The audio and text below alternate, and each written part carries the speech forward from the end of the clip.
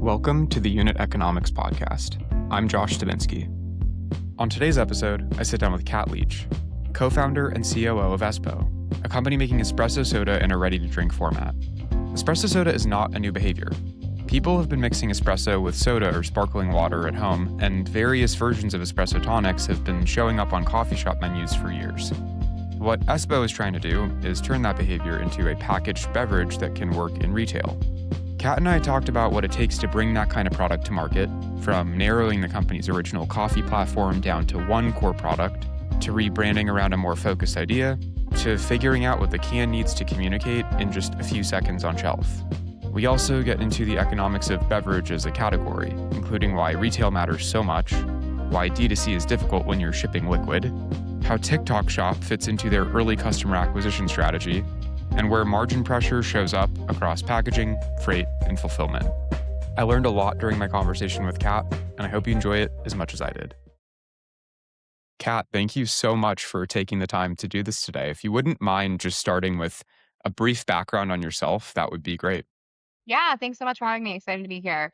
So I'm Katharine Leitch. I am one of the co-founders and our COO of Espo. Espo is an espresso soda. It's largely an emerging category, but the behavior is really nothing new. It's pretty broad scale, being done across social media with people mixing espresso and soda or espresso and carbonated water. And it's also become a pretty ubiquitous menu item across brick and mortar coffee shops, but it's really now just we're starting to see it pop up in broad scale CPG.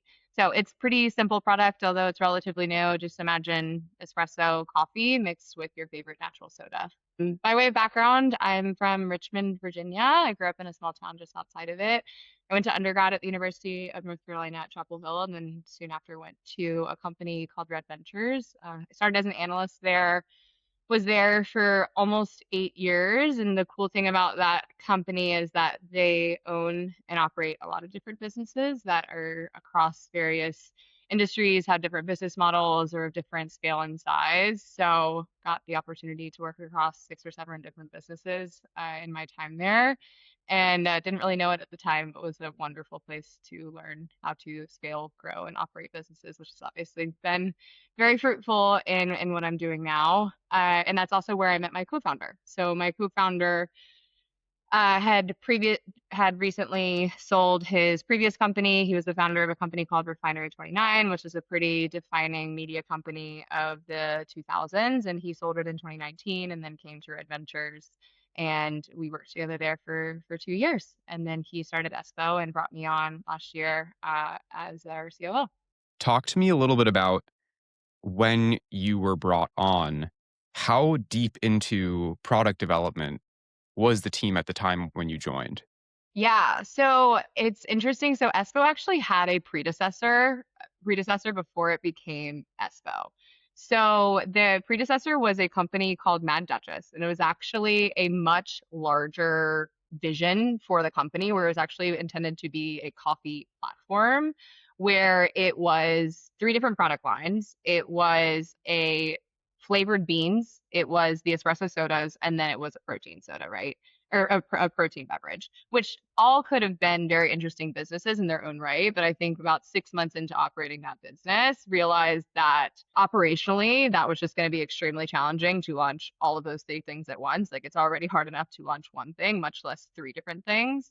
Everything from different sourcing, different co-manufacturers, and even the branding just started to be challenging of how do you make a story and a UVP and a brand work together across these 3 product lines.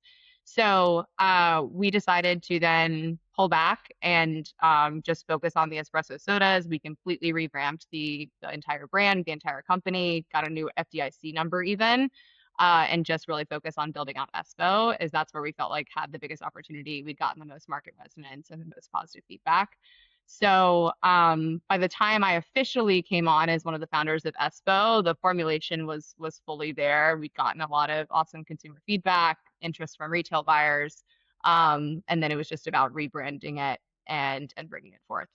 Why do you think espresso soda makes sense now as opposed to 2 or 3 or 4 or 5 years ago? What's going on maybe culturally or behaviorally in the market that tells you this is the right time to try to introduce this product? Yeah.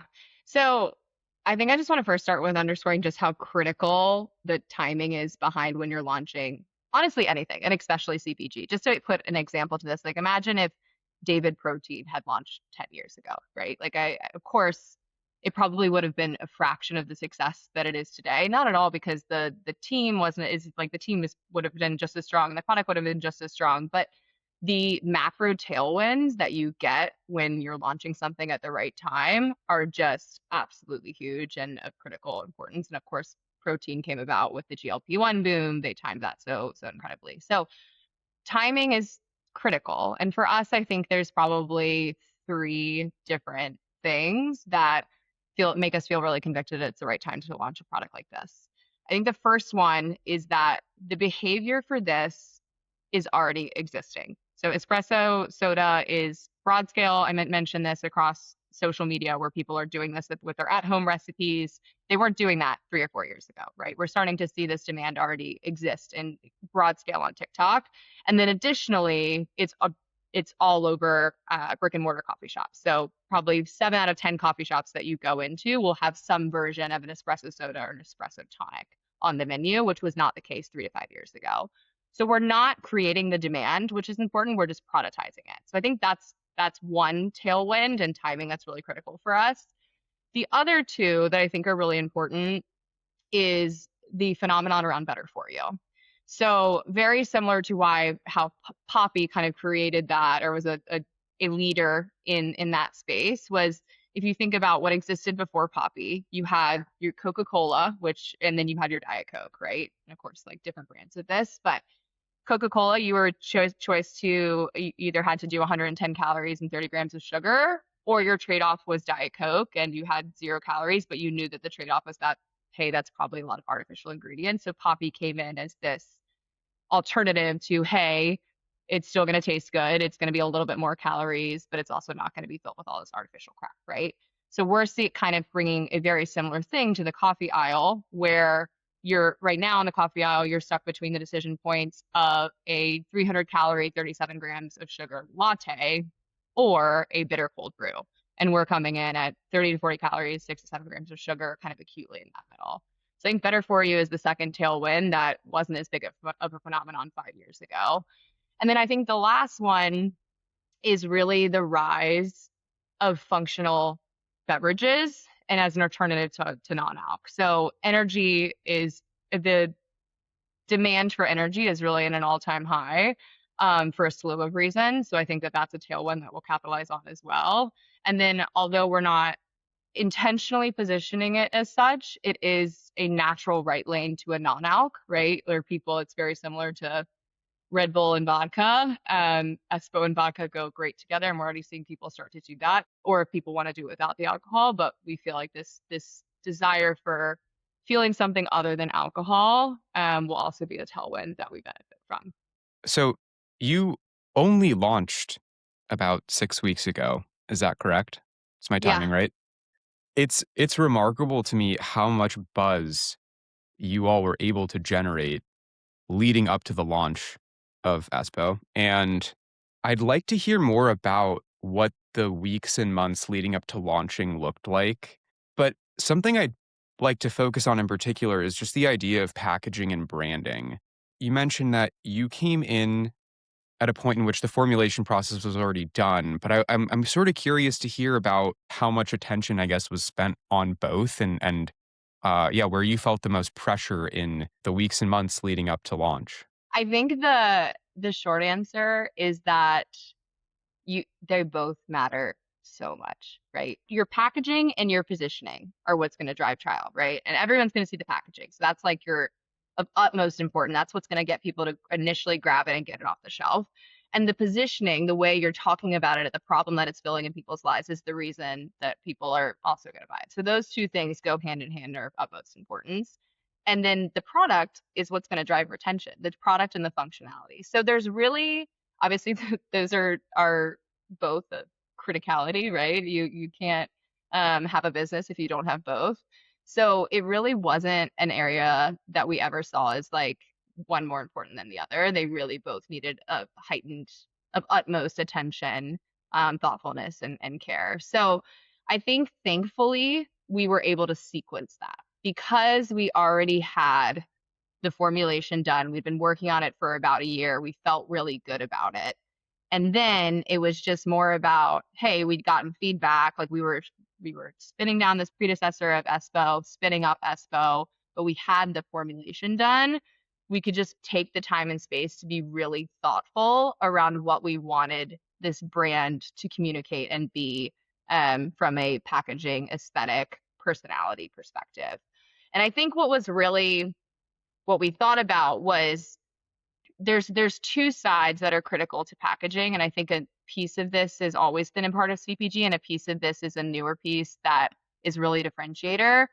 The first thing is your packaging has to clearly communicate what the product is. If your consumer does not recognize in literally 2 seconds what is inside of your product, you're dead on arrival. So that's obvious, and that's something that's always existed in packaging strategy. That's nothing new. But I think what's become a differentiator that we also wanted to incorporate at the same time was how do we make this something that people are proud of and excited to hold? Combining those two things was so challenging, right? Like the goal would be like that people put this in their purse and see it as an accessory. Starbucks did this in kind of a different way, right? So it was really challenging to do that, obviously, but we felt like obviously we're combining soda and espresso. So we felt like the swirl kind of naturally indicated that and communicated and educated to the consumer in a positive way or in a effective way, but then also still did the latter of being something that was, air quotes, a vibe to hold. Thankfully, I will say, give a shout out to, we were at a little bit of an advantage because not only did we find an incredible designer to help us with this, but my co-founder Philip's wife was also previously the chief creative director of Refinery 29 and was an incredible liaison in helping myself, Philip, and Justin give feedback to her that then she could work with the designer on. So we definitely had an advantage there by having her help us with bringing this to life. Yeah, it's a really fascinating topic. I'd love to dig a little bit deeper around the idea of creating a product that people are proud to hold in their purse. It's such an opaque concept. And I mean, there's a million ways you could go about doing that, but I'm really curious to hear about tactically beyond, and I know it's early days, but tactically beyond packaging design, how do you think about marketing the product in a way where it actually resonates? Do you think about influencer marketing? Do you think about, all this buzz that you've generated in the media, like in practice, what does it take to actually do that beyond just the aesthetics of the can? Yeah.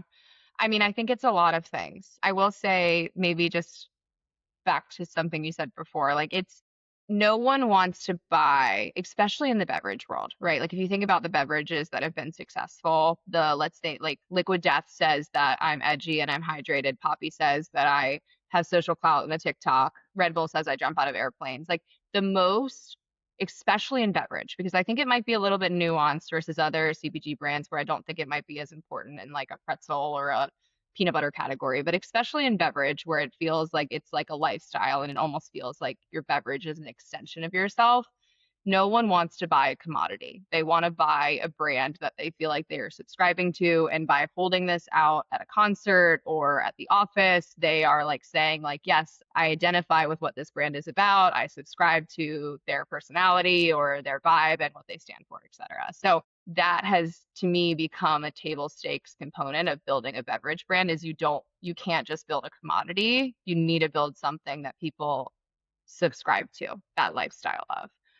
So I think to answer your question tactically of what that looked like, what that looks like, I think it's especially early days a little bit of a balance because of course like my answer could be yes, like work with all of the top influencers and be at all these concerts, be at all these events, which of course is going to be an important piece of this business over time, but also like grounding ourselves in reality.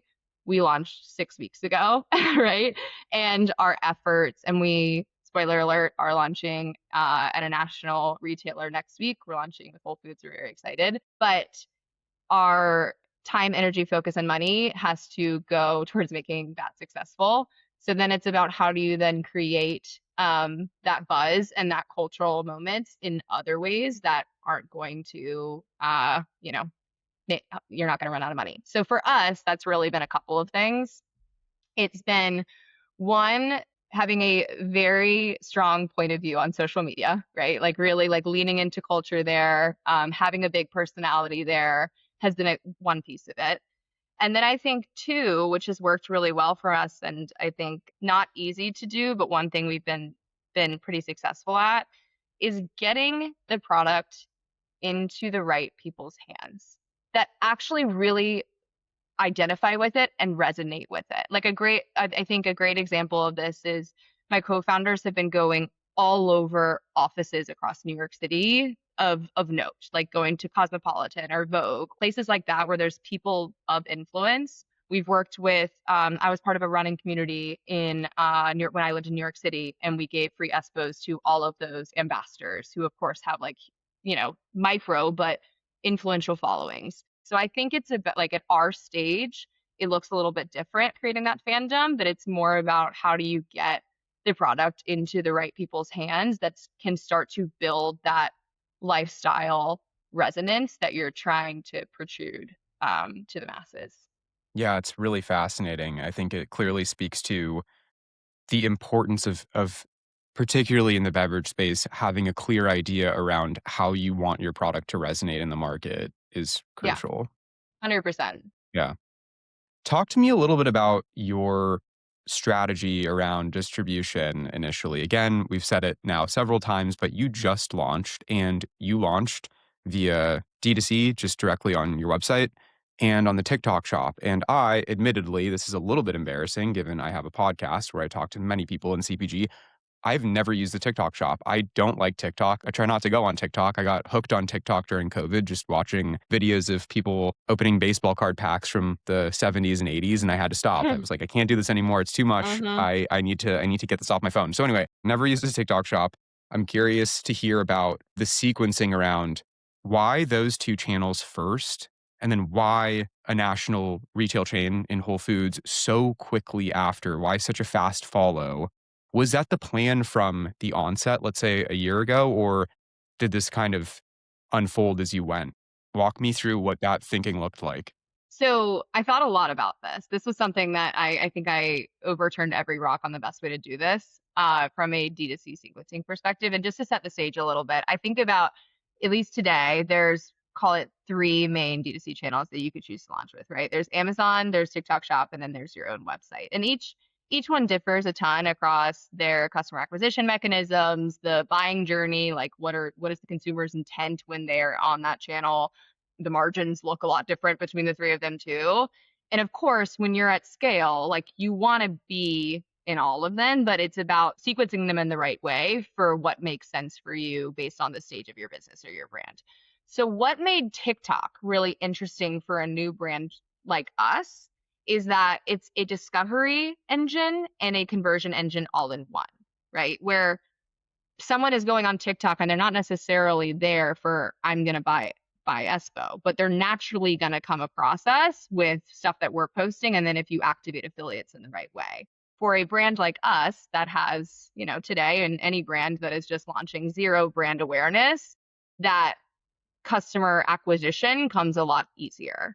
Additionally, it is an incredible platform for learning a ton. Things like what messaging works, what creative works, what hooks, what positioning, what customers are you resonating with? And all around, it's just a much more discovery centric and trial centric platform that made sense for us as a brand new brand launching with zero brand awareness. To juxtapose that with, okay, why not launch on an Amazon? Amazon is much more of an intent driven site, right? People are searching for something specific. They're going there for, I want my Starbucks Frappuccino, or maybe if they don't necessarily know the brand they want, okay, we would play on a term like RTD coffee, right? Okay, well, then what happens? If we were to launch on Amazon and be playing on a term like RTD coffee, we then are going to be amongst a sea of competitors that everyone is familiar with, like a Starbucks or a La Colombe or a Stumptown. And we are also, so not only are we new that they've never seen us before, but also we're probably going to have to be priced higher relative to those competitors because a lot of them are at scale and they're able to go what's called 1P versus 3P with Amazon and cut out the Amazon margin. 1P versus 3P is essentially where if you're 1P, you sell to Amazon and then they sell your product on your behalf. 3P is essentially where you're selling directly to the merchant. You have that Amazon margin. So I think for us, TikTok made a lot more sense from a discoverability perspective and taking us out of the kind of competitive set relative to our competitors as we're still getting to scale and growing that brand awareness. That makes complete sense.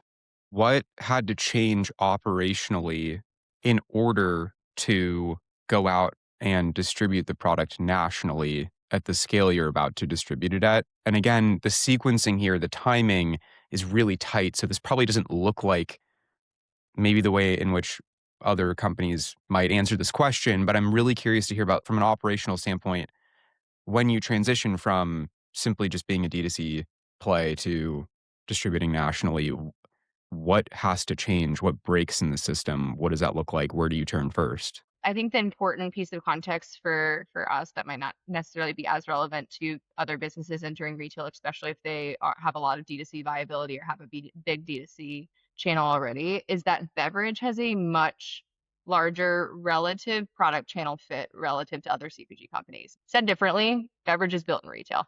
that is that is where this business is built. That is where consumers are buying it. They're buying it on shelves and at bodegas. Of course, like some people will be buying it on Amazon after they've already like trialed the product and are just like want it on subscription. But by and large, this is a retail driven business. You don't necessarily don't want to be in the business of shipping cans to door at scale without retail to support it. So I give that context because for us, with launching D2C 6 weeks ago and now launching nationally in a retailer, it's critical that we are prioritizing the channels that matter most. And for us, that's retail. From a time, focus, energy, money, margin perspective, that's where our focus and energy needs to go.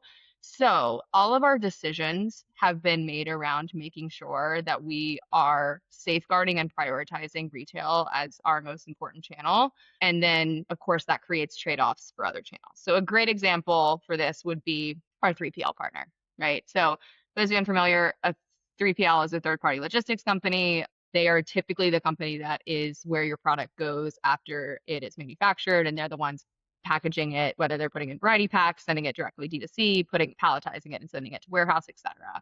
And 3PLs are typically not good at both channels, typically, meaning like they're either like specialized in wholesale fulfillment or they specialize in D2C fulfillment. So a great example of the trade-offs is we of course chose a 3PL that was going to give us the better costing and capabilities on the wholesale side, and then are having a bit more expense on the D2C side than we would like, but we're having to prioritize wholesale because that's our most important channel. Tactically, I think moving into retail, of course, you're starting to build out some of those support systems. You're starting to build out your merchandising team. Where are you demoing, why, and with who? And then I think the other key thing when moving into retail is that timing and geography matter a ton. So coordinating all of your support in a way that's going to maximize your marketing calendar in the most effective way. So great example being like, okay, you're on TPR in June. That's probably where you want to put the majority of your demo time, effort, and money as well. And then geography is another key component that you need to be thinking about, especially at a national scale. It's not all doors or geographies are going to be created equal, right? So a door in a Whole Foods store in South Carolina might get a fraction of the velocity of the Whole Foods store in the Northeast, just for a slew of reasons, whether it be the demo there or just foot traffic. So also making sure that you're being really thoughtful around what doors matter most to you and putting your marketing effort and energy in those doors accordingly. I think last piece of your question was around challenges. I think the biggest one around challenges with retail is a lot of it, a lot of things are out of your control, which has been really, really tough. There's so much that goes into getting a product from just ingredients to fully on shelf. And before you're vertically integrated, which doesn't really happen until you're acquired by a huge company, you're relying on a lot of additional partners to help you make that happen. So there's just a lot of headaches with getting all those ducks in a row, especially when you are one of 50 brands that they might also be working with. And how are you getting the time and attention and effort to make your brand move through the systems at the speed they need to. So I think that's been an kind of unforeseen challenge. I think there's things we put in place to help with that, but that's been a tough piece. Yeah, yeah, absolutely. I'm curious then what the role you see D2C playing beyond discovery on TikTok, really on your site. I think it's noteworthy that right now, if you go to your site, you can buy the product, but you are locking yourself into a 12 pack, which for a beverage that you've never tried before is a fairly substantial commitment. I have tried Espo. It is excellent. I highly recommend it. So have no fear if you're interested in buying a 12 pack online. But that being said, I think that's an interesting element here. I'm curious what role you see the site playing when so much attention is, spent on retail at this point. Yeah, totally. Again, as the product channel fit piece of beverage is so much in retail. So, of course, we and most businesses should strive to be omni-channel, and we 100% will as we continue to scale. But as we focus on this national launch, that's really where our time, energy, margin, cash has been going. But that said, I'll tell you about how I'm thinking about D2C once we are really, really actively optimizing that channel. I think the first thing to note, especially in beverage of the D2C realities, is there's really two sides that make D2C tough specific to beverage. First one mentioned, but it's just not how consumers naturally buy. They're going to buy on Amazon, maybe if they're repeating, or they're going to buy it in the stores or on bodegas. But then the second piece that makes it so, so challenging for D2C and beverage is the shipping. Absolutely eats your margin, and it also does not scale with size. So for example, shipping a 12 pack is probably $10, but shipping only a 3 pack is only $1 or $2 less expensive than that. So the shipping just makes making an introductory pack, like a 6 pack or a 3 pack, really, really challenging to make the margin work. So the 12 pack, landing on that is really what we landed on initially for to make our margin make sense. And then also back to the point earlier that we're really focused on just retail is our priority, and then additional channels we'll have to make trade-offs on. That said, when we are focusing on D2C, I think there's a couple of levers that you can pull to make that barrier to entry lower, because as you said, it's totally like, am I going to buy a 12 pack of something for $40 that I've never tried before? Like that's a really, really tough sell. So there's a couple of levers that when we are actively optimizing that channel, I think we would pursue. The first one would be around, of course, like meaningful price discounts on your first order, right? Like maybe it's a 25, 30% off piece, or maybe maybe it's this would be a little bit more challenging operationally, but a smaller pack size for your first purchase, that type of thing. And when you make that decision, you kind of have to expect to lose money on that first purchase, but then just feel conviction that the LTV is going to make up for it, right? That enough people would buy a second, a third, a fourth time to counteract that loss that I took on the first order. And obviously this also becomes a criticality to making this works becomes like the subscription mechanics of a website, and how you make the value add to a consumer to actually be on subscription. And of course, there's going to be a ton of differences of capabilities there between website, TikTok, Amazon, et cetera. But that is, I think, what we'll move towards down the line as we start to actually invest in D2C more heavily, is how do we make, to your point, that barrier to trial or barrier to entry lower by de-risking it for them, whether it be from a cost perspective or from a lower pack size perspective. Yeah, absolutely. I mean, it's expensive to ship liquid. Liquid is heavy. And I don't think that's something I paid any attention to prior to starting the show, but that makes total sense. Totally. And my answer would be so different if we were a supplement brand or we were an oatmeal brand that has a lot more viability and legs to be meaningfully D2C. But the shipping, at least today as of 2020, before the last mile delivery is solved with robots, it's just a really tough channel to make work from a margin perspective. Yeah, you briefly brought up the topic of margins. And so on that topic, I'm really interested to hear about what part of your margin structure today is under the most pressure. Is it ingredients? Is it distribution? Is it customer acquisition? Where are you feeling it most? And as a follow-up, what do you do to combat whatever it is that you're feeling most today? Yeah, great question. One of my favorite topics. So I like to think about each of our COG line items in one of three different ways. One would be where are our COGS fixed, or maybe there's like a marginal opportunity to improve them. Where are there, I like to think of like big unlocks, like the second we change that thing or move that thing, would we meaningfully make progress in our unit economics? And then lastly, where is there going to be efficiencies with just gaining scale, right? And I think it's really important you have a super strong, if for any founders that are just getting started, definitely have like a super strong pulse on how you would classify each of those different line items, because it really is helpful in making yourself kind of a roadmap for what's your unit economics today and where do you want them to be in 6 months, a year, et cetera, and how are you going to get there.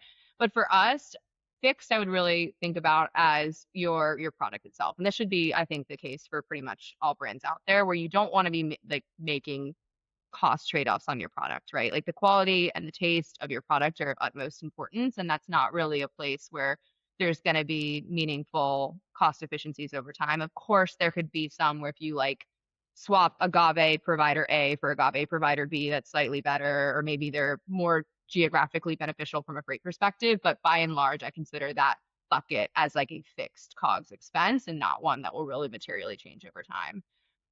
The second one on big unlocks, especially for a beverage brand, early beverage brand like us, the biggest pressure to your question is going to be around packaging. So your can, like this can, it's a digitally printed can, for most beverage businesses would be about a third of your costs. And you go in digital cans or sleeved cans really to give yourself flexibility, right? There's not huge MOQs. You can kind of figure out over time, do I want like the caffeine call out here? Do I want the espresso soda call out here? Or even just like quantities that I need to order before I get velocities. But it's about twice the price of moving to a printed can. But of course, once you move to printed cans, you then lose a lot of that flexibility because there's huge MOQs and you're essentially buying 4 to 6 months worth of inventory. But that's one I would consider. We're under a lot of pressure there right now because moving to printed cans, obviously at the right time when we're ready for that decision, is like if you take cut in half a third of your COGS, that's extremely meaningful. I would say that's the place we're really trying to figure out how and when do we feel comfortable making that switch to make sure we can unlock those cost efficiencies. And then I think the last piece is just around how are we getting additional margin unlock as we continue to scale, right? Like that's the whole beverage game. And I think the biggest one will be around as we're continuing to get more cases on trucks and getting cost efficiencies with freight. Freight is going to be full stop one of your biggest line item expenses. And as you're able to get more cases on a truck, that meaningfully goes down over time, right? It's very similar. I like to talk about it simply as like, hey, an Uber from Manhattan to JFK is $100 if it's just you, and it's still $100 if it's four of you. So the same cost applies, or the same logic applies when you think about how you're able to get freight efficiencies as you continue to scale. So long-winded way of answering your question of I think packaging is the place that we're really trying to get meaningful margin unlock right now, but it's just about not moving too quickly there before we learn both our velocities and lock ourselves into packaging that we feel 1,000% comfortable with before making that jump. Yeah, it's really interesting. Well, you have some level of flexibility around your packaging design. So I come from the world of tech where you can A/B test a product change very easily, no overhead, and you can iterate very quickly, but that does not translate to physical products, nearly the same. And so I'm curious if you were to make a minor tweak to the placement of the where the espresso soda label is, let's say on the can, how do you know that that's actually working? How quickly can you make a change? Let's say a minor change like that, and then how do you tell, I guess, as scientifically as possible if something like that is working, and how do you know it was the right decision? Because it feels like a really difficult thing to measure in the real world. Golly, this is my biggest qualm with the CPG industry. And so for context, yeah, I come from that world too. My previous company was largely digital companies where the answer is you run a data science model or you A/B split test ABC versus D, and then you go with the one that wins, right? That doesn't exist in this industry. And it's been so challenging for me to adjust to. I mean, there are platforms out there where that can do that to a degree where you could test like packaging A versus C versus D, but until it's on the shelf, you're really not gonna know, which is hard because you kind of have to go with your gut on a lot of things. And then of course see how it performs and then make changes from there based on, customer feedback, velocities, etc. But I think like the other thing that's challenging is that to your point of like how would you know? Of course, the core thing you're going to be looking at is did my velocities go up or down, right? Did my sell through go up or down? But then the challenging thing of which you know all too well as well is there's so many other factors that could go into that, right? Was I on TPR? Did I have this massive partnership that grew my velocities, or maybe the absence of that partnership that declined it? So I think there's like, of course, customer feedback then could go into it, but I think that is a huge challenge in this industry that I'm not sure how to crack. I'm I'm really interested in the use cases you're seeing in the market. You've positioned, and you alluded to this earlier in the conversation, you positioned Espo as this pick me up for the afternoon slump that so many people face. And immediately when I read that that was sort of the value prop that you were going to market with, I was like, yes, like I need something that's going to give me a little bit of a pick me up that is not going to keep me up all night. But immediately, I also thought, oh, people are obviously going to start mixing this into cocktails and like this is going to catch on in all sorts of other ways. And so I'm really interested to hear how you think about, I guess, positioning the use case and like marketing the use case, knowing that there are a bunch of sort of use cases out there. And do you lean into the cocktail mixer use case, or do you try to just focus on one core use case at a time? I guess, yeah, walk me through what that looks like. Yeah, great question. It's actually something we talked about, debated quite a bit, and so have a pretty now strong POV on it. I think at the highest level, we feel like the bigger risk, especially with a new category and a new product, is people not knowing when to drink it versus positioning it too narrowly, right? If it's the classic, if you are for everyone, you are for no one. If you are for every occasion, you are for no occasion. And so it was to us, we felt like our impact and marketing would go much further if we did very clearly define one highly resonant occasion and problem and repeat it constantly. And of course, people will naturally expand beyond that, right? Like it's not like, hey, I can only have my Espo between 2 and 3 p.m. Like that's the only time I can drink it. No, of course, like just one right lane over is okay, wow, this gives me energy. This would make a lot of sense as a Espo vodka, right? Or like, hey, this could be a replacement to my morning coffee. Like it's not like we're seeing people only consume it in those occasions just because that's how we're marketing it. But with something this new, we felt it was really critical to make sure that we picked one very clear lane and just did shut up about it. So that we at least got that really resonance and occasion in a very powerful and clear way. I think the other thing of just how we felt like that was the right positioning for us is that it felt very authentic to us. Like that was when like I don't drink Espo in the morning. Like my morning coffee is so sacred, but I truly resonate with the okay, come 2, 3 p.m. Like I don't want another latte or in my same old coffee. I want something that's going to get me through the rest of the day so my soda isn't doing it for me and I'm never going to drink an energy drink. So it was and my co-founders were the same. It was a very authentic problem and occasion in our own lives and then just started to socialize that with our friends, our family, those around us, and that like people just resonated with and that clicked with them so immediately. And even now we're seeing like every time I see like someone on Instagram or any Snapchats I get from anyone, all the reviews, everyone is talking about it as their like 1 p.m. lull, 2 p.m. lull, perfect pick me up. So it really seems early signs really seem to be like that is the occasion that people, the white space for people, the problem we're solving, and the occasion that people are really gravitating towards. And I think from a white space perspective, like coffee is always on in the morning. I think if we're shifting people away from their sacred morning coffee would be, I think, maybe a fool's errand to do. And wine or cocktails have kind of owned the evening forever, right? But no one's, where's the afternoon occasion? Where's that ritualized experience? Where's that beverage to look forward to? So it also felt like a really natural white space for us. You have launched very deliberately with 3 SKUs right now. You went to market with a vanilla flavor, a cherry vanilla flavor, and a lemon flavor. I'm curious to hear about how you landed on those particular flavors, why 3 to start, and how you think about product line expansion versus maintaining or improving velocity.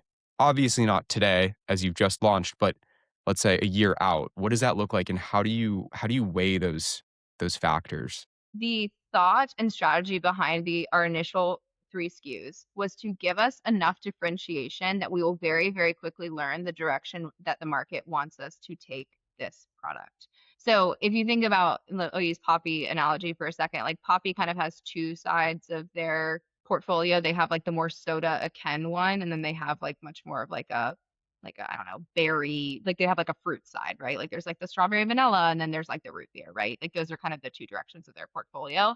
What we thought about it is, okay, there's 3 really differentiated directions that this product could make sense for. And maybe, and my hope is, and my thinking is that all 3 directions probably will make sense eventually, but we wanted to make sure that we had enough differentiation amongst them to kind of figure out the lanes. And that's really, okay, there's coffee akin flavors, right? There's like a vanilla, there's a mocha, there's a caramel. That's like kind of just one step over from coffee. We just carbonated coffee, right?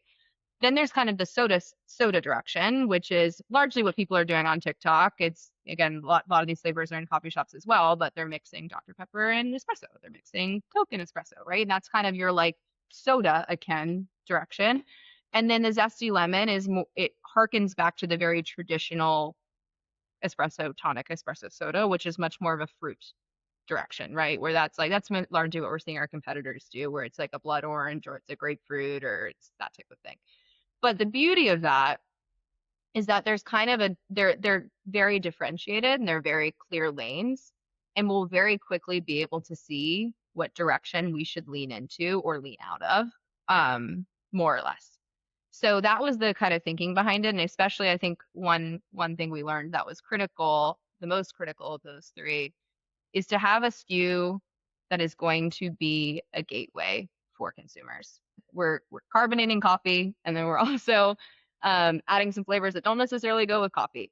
So having one like the vanilla, we thought was really important, where it's just, hey, vanilla is the #1 selling flavor at coffee shops. We just put some bubbles in it. So it's a lower leap for the consumer to have to make. So that's how we thought about our initial launch set. In terms of expansion down the line, I think our thinking is our current priority is really just velocity and repeat. Like that is king. How do we make sure we have the right set of SKUs that people are trialing and then buying repeatedly? I think too many SKUs, it has been an incredible learning of just how much operational downstream is created with even the smallest of changes in this business. So I say that because launching a new SKU is like Herculean. Maybe that's a little bit too big, but like there's so much operational complexity that comes with each additional SKU. And so until you prove out your initial set and in a finite set, that is king over, I think, growing your business through broadened SKUs.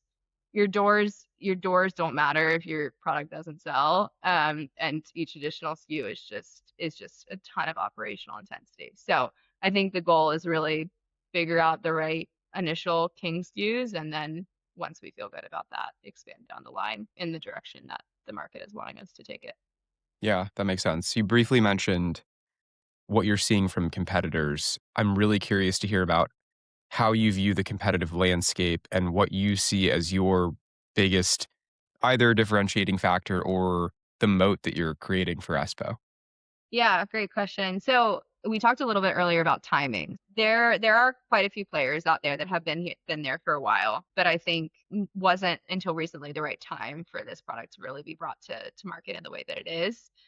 I think couple of what I'm seeing competitors do, which is a bit different than what we are, is most of the competitors are really leaning into the fruit side of things. A couple of key competitors, like their entire SKU lineup is fruit again. Think like grapefruit coffee or blood orange coffee or things of that nature, and very much leaning into the Italian brand vibe, which actually makes sense because that espresso tonic, espresso soda started in Europe. So I think they're really leaning into that vibe. I think from like a moat perspective, I mean, obviously moats are dug. They take time to get there, but I think our biggest moat is going to be building this brand in a way that people see it as an extension of themselves. And it's like a lifestyle brand that they subscribe to. And I think that's really going to be especially with my co-founder's background, a key piece of what makes this successful. What's something you've changed your mind about since joining the team or since starting Espo, however you want to frame it? Oh my God, so many things. I think the biggest thing is, and this has been hard for me, the biggest thing is that not everything in this space, we talked a little bit about this, can or should be data driven. I think a couple examples of that, but there's been a lot of times where I'm like, oh golly, I'm just not sure if we should spend money on that. Like that just seems like I don't know if I'm gonna like if the ROI is gonna be there, but especially in building a consumer brand, there's gonna be things that you should 100% do that are going to create fandom that you're never gonna be able to place an ROI on, but are 100% worth doing. Things like, hey, create really cool merch and send it to some like people that are really excited about your brand or key people of note, what have you, and turn them into like Espo super fans, right? Like you can never put an ROI on that, but like something you should 1,000% do. And then maybe another side of the same coin, but I think another thing I've learned is that your partners that you choose in this industry are just gonna absolutely make or break your whole business, right? Like 90% of how your product gets from point A to point B is through people that aren't directly on the Espo team. And I think at the onset, when we were selecting a few of our critical partners, I was going at it with a very data-driven mentality, right? Like, do they have the right? A great example, like our co-man, do they have the right tolling costs? Are they in the geo that makes sense for us? Like, are there MOQs where they needed to be? Versus focusing on, hey, are they going to be good partners? Are they going to respond to emails? Are they going to have integrity? That type of thing. So yeah, I think the data-driven piece of this industry has been tough, but that's definitely a piece that you can't always have the ROI on certain things, but a lot of those things are still really worth doing. Yeah, that's a great answer. As a data person myself, I think I would struggle with the exact same set of things. I don't think I have it in me to start a CPG brand, but I do think I would struggle with exactly what you're describing. I think we have time for one more question. Where do you see Espo 3 to 5 years from now? So near term, really strong velocities in retail, repeat purchase behavior, and hopefully some really meaningful distribution expansion in select geos or natural accounts. I think long term, like a much bigger vision, if we're putting aside tactics for a second, I would love if Espo was part of the way of making the espresso soda a meaningful category, right? If there's like a whole shelf of some sort of espresso sodas, similar to there is prebiotic sodas, I think that's where I hopefully see this brand in 3 to 5 years as a key leader in that set. And then even more visionary beyond that, I think making Espo as ritualized as your morning coffee at 2 p.m. Kat, thank you so much for the time. I really appreciate it. If you want to share with listeners where they can find Espo, please feel free to do so. Yeah, so you can find Espo either online at our website at drinkespo.com, or we will be in all of the Whole Foods stores starting in April. So you can buy us on shelf there. Amazing. Thank you so much. Yeah, thank you so much for having me. This was wonderful. Absolutely. All right, let's debrief.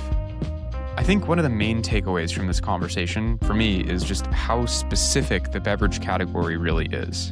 A lot of consumer products have to solve for trial, repeat purchase, and distribution, but beverage has its own version of each of these problems. Retail matters more because that's where people are already buying drinks. D2C is harder because liquid's expensive to ship. And packaging matters in a unique way because not only does the can need to communicate what the product is almost immediately, in today's world, it also has to feel like something someone wants to be seen holding. And even small decisions like whether to use digitally printed cans can have a major impact on things like margin, flexibility, and inventory risk. I really appreciated just how clearly Kat was able to articulate the tension between building a brand and building an operating model that can actually work.